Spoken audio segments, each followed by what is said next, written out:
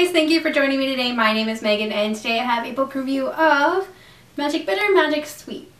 So this book was really interesting to me. I went into this with no expectations and I was pleasantly surprised.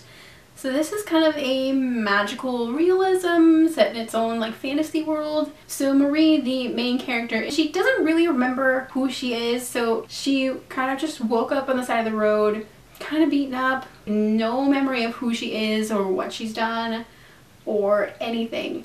And she's found by this nice couple and she gets taken in and she lives with them, and 4 years later we come to this point in the book. So Marie is a baker and she's got this really cool talent for baking gifts and feelings and emotions and all sorts of things into her baked goods. So she makes cakes and there's love or curiosity or any of these other really cool things she can bake into her baked goods. So one day their village gets raided and she is basically sold into slavery. And she gets bought by this weird man who vaguely resembles the Mad Hatter from Alice in Wonderland, which is kind of a minor subplot to this book. And he basically forces Marie to make these sinister baked goods. So one of the ones that she is forced to make is a witch's gingerbread house, and the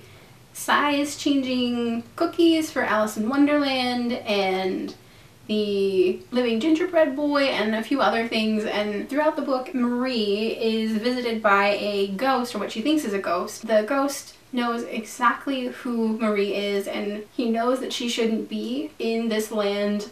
And there's all sorts of other weird things that go on in this book, and it was just a really interesting concept to see who the baker behind a lot of the fantastical or fairy tale baked goods are, and mixed in with all of the other fairy tale elements and that kind of stuff. There was a little bit of religion, and when you read this you'll see why.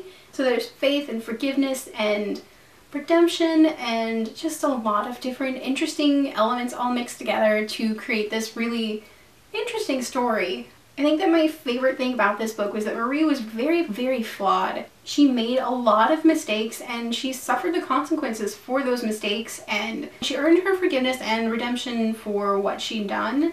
The other thing that I really liked was this whole story is based around cooking and baking, and that's one of my favorite things to do. I love to bake and I loved seeing how all of her cookies and cakes affected other people, because I think baked goods really do make people happy, and it was just really interesting to see how Marie's powers played into all of that, and it was just really interesting and slightly dark read all around.